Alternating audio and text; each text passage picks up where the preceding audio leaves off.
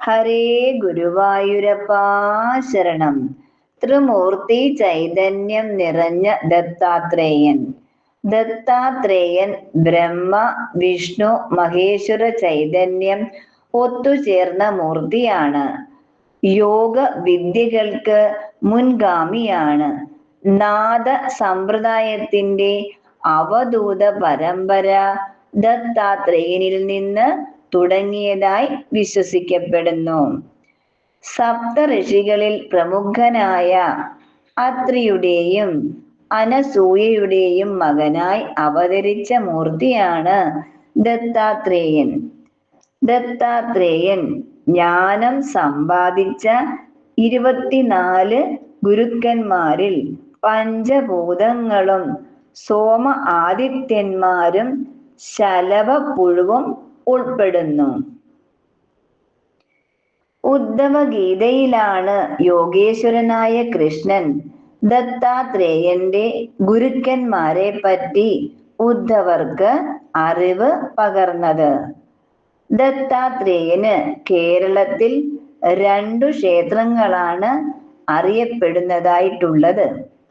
അതിലൊന്ന് ആലുവ ദേശത്തുള്ള ദത്ത ആഞ്ജനേയ ക്ഷേത്രവും മറ്റൊന്ന് എറണാകുളം എളമക്കര താന്നിക്കലുള്ള ദത്താത്രേയ ദേവസ്ഥാനവുമാണ്.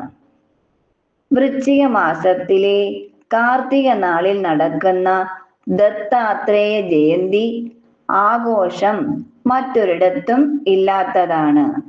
കുട്ടികളില്ലാത്ത ദമ്പതികൾ ഈ ക്ഷേത്രത്തിലെത്തി സൽസന്താനത്തിനു വേണ്ടി പ്രാർത്ഥിക്കുന്നു. കുഞ്ഞു ജനിച്ചു കഴിഞ്ഞാൽ തൊട്ടടുത്ത് വരുന്ന ദത്താത്രേയ ജയന്തി നാളിൽ കുഞ്ഞിനെയും എടുത്ത് ക്ഷേത്രത്തിൽ വരും. അവിടെ ഒരു തൊട്ടിലിൽ ശ്രീമൻ ദത്താത്രേയന്റെ ശൈശവ രൂപത്തിലുള്ള വിഗ്രഹം പ്രതിഷ്ഠിക്കും. അതിനോടൊപ്പം വെച്ചിരിക്കുന്ന തൊട്ടിലിൽ കുഞ്ഞിനെ കിടത്തും.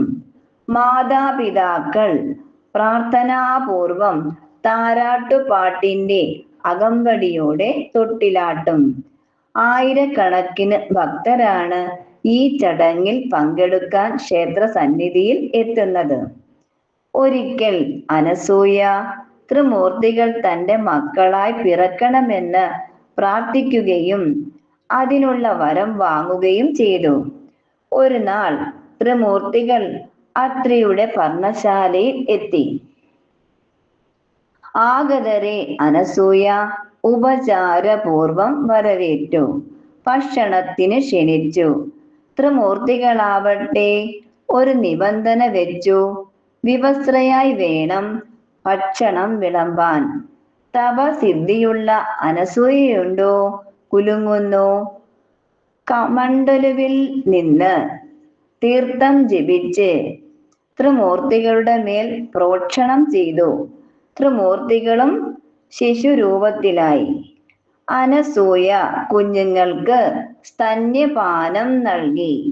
3 ശിശുക്കളും ഒരു ഉടലും 3 ശിരസുമായി ദത്താത്രേയ രൂപം ധരിച്ച് അനസൂയയിൽ നിന്നും അനുഗ്രഹം തേടി എന്ന് പുരാവൃത്തം.